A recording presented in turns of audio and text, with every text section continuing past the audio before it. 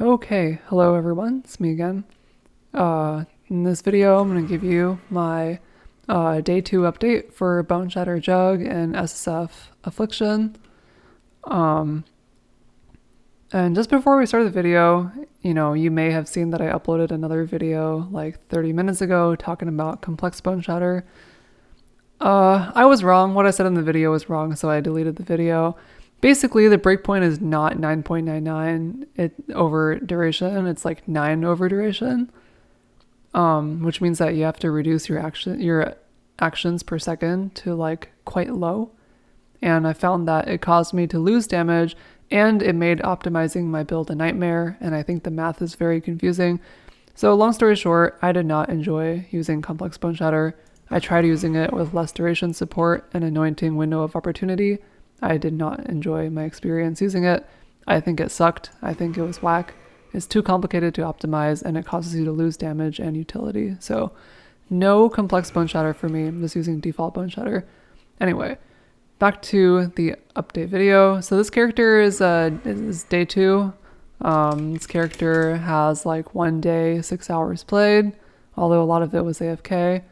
This character is currently sitting at rank 2. This is a rank 2 Jugg in SSF Affliction, so I would say, the way I built this character was decent. So let me just go into the most interesting parts about this character first. So the most interesting thing that I found was that you can actually use Oath of the Maji to double the defenses of your body armor if you're a Jugg, if you have no gems, and it actually results in a very substantial boost to your defenses. Watch. So if I have no gems in my body, I have 100k armor, right? If I have a gem, it drops to 67. So I just gained 35k armor from 67k to 102k by having no gems in my body. That's crazy. That's so much armor, right? So I've been using this tech, and I have found it to be completely insane. I don't understand how the math works. I don't know how it works with the Juggernaut ascendancy, but I know that it does work, and it gives you, nearly 50% more multiplier to your armor. So this is very good. So I've been doing that. And then doing this, the gems that I am not using are, I am not using Arrogance Precision, I'm not using Berserk, I'm not using faster attacks for my Leap Slam, I'm not using frostblink, and I'm also not using lifetap in my CWDT. So I'm taking out all those gems and I'm getting 30k armor instead, which I think is a pretty good trade-off. Because, Leap Slam is like good enough to move around on its own, especially with close combat. It makes it really fast.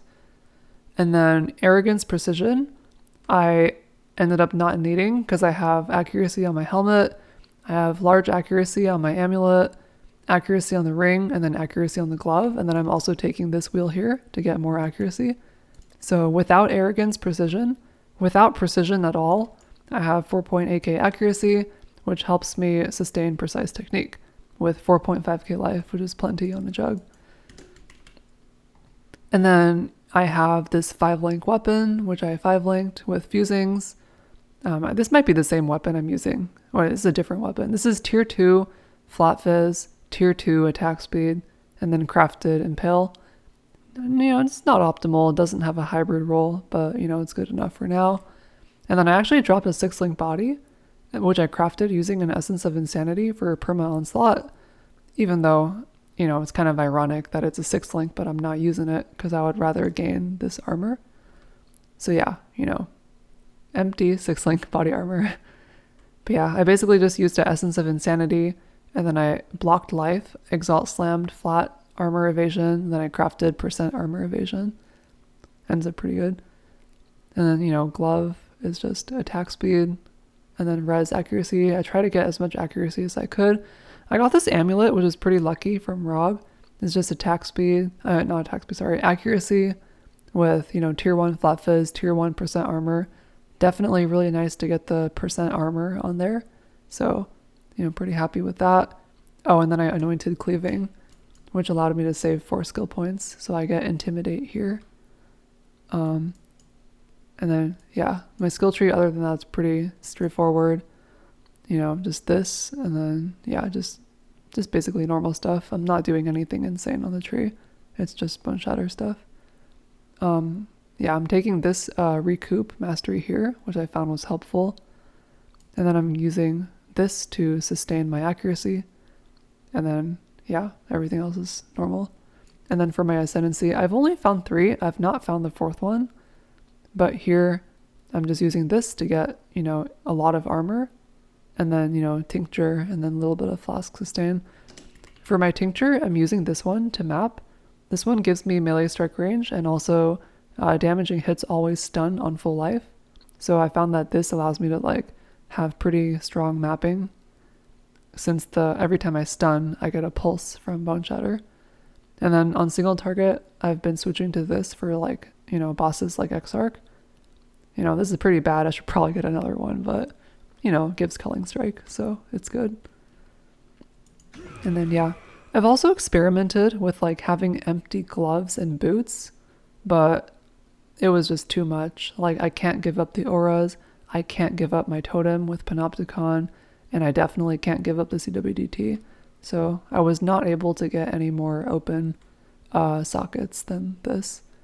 And I didn't want to use unset rings either, because then I would drop my chaos res. And I'm like just above chaos res 0 and 75 res, so yeah. Oh, and then I got this belt from Rog, which is also super lucky. A lot of armor, a lot of life, and then some res as well. And that's basically everything. I've been trying to farm Exarch Embers and try to get +1 strike on my glove, which would make clearing nice. But I have not managed to get that, unfortunately. So, but I've been trying to go for it.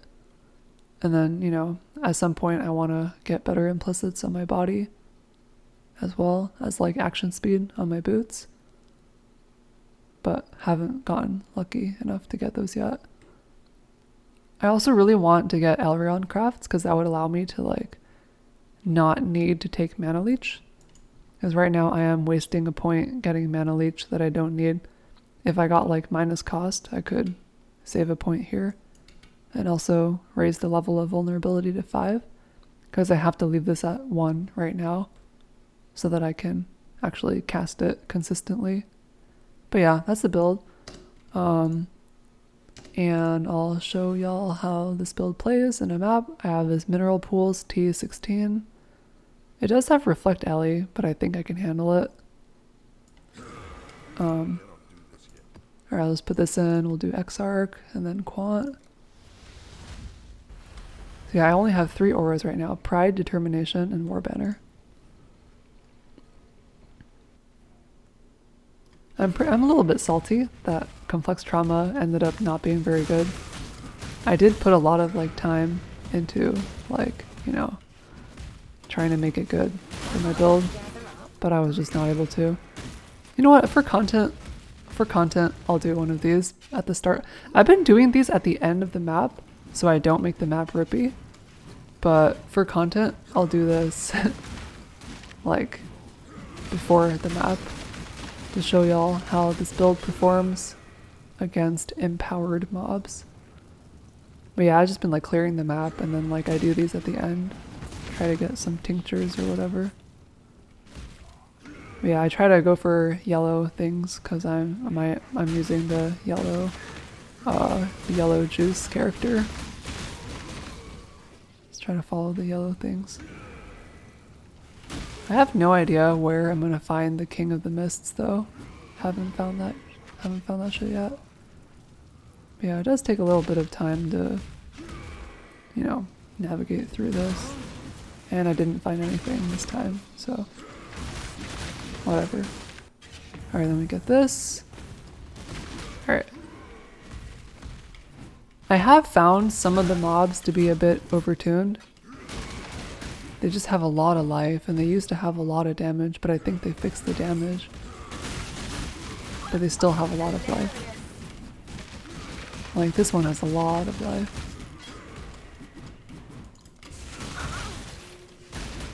Eldritch Chaos Orb. But yeah, as you can see, build's nice. The build moves fast, attacks fast, clears pretty nice. And you know, and this is without frostblink or faster attacks on Leap Slam. Alright, let's not take those. Yeah, it's pretty good.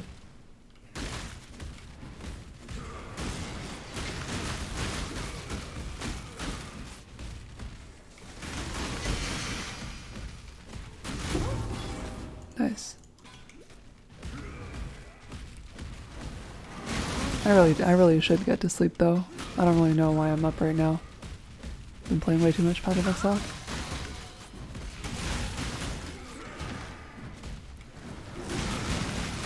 I took a shrine by accident, but it doesn't actually do anything. Alright, this thing has a lot of health. Okay. Hopefully the boss is not empowered.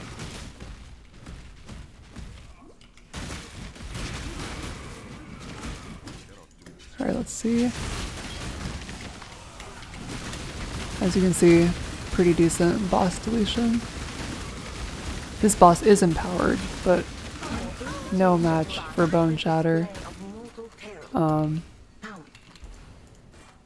Whoa, fractured accuracy?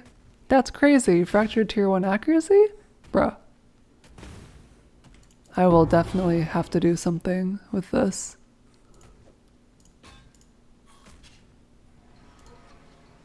It's kind of funny that I got that on video.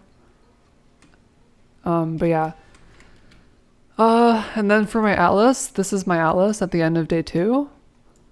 I basically went wandering path into expedition, and then as soon as I got Eater Exarch, I spec'd out of wandering path, and I took these map nodes here.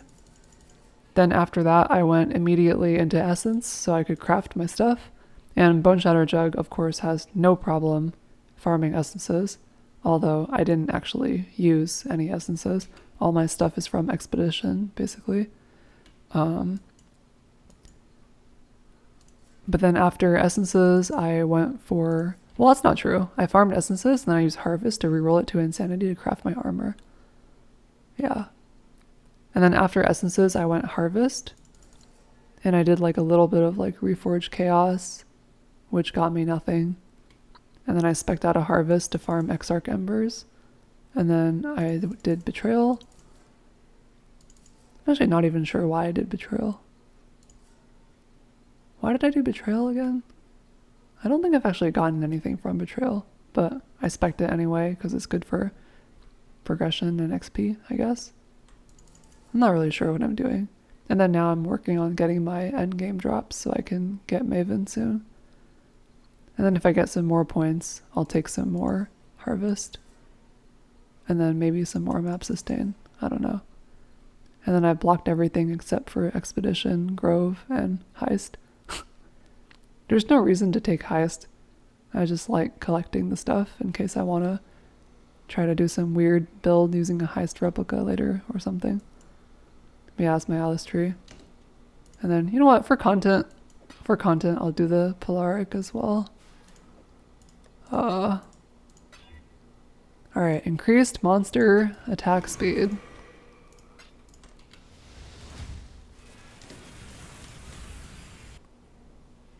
Maven, the challenge begins. Your champion will fall. Oh, I should use my Culling Strike Tincture. Gotta right click it to use it. Yeah, this is the boss. This is the single target damage against bosses right now. I can probably tank Astral Avalanche on a Jug with 100k armor.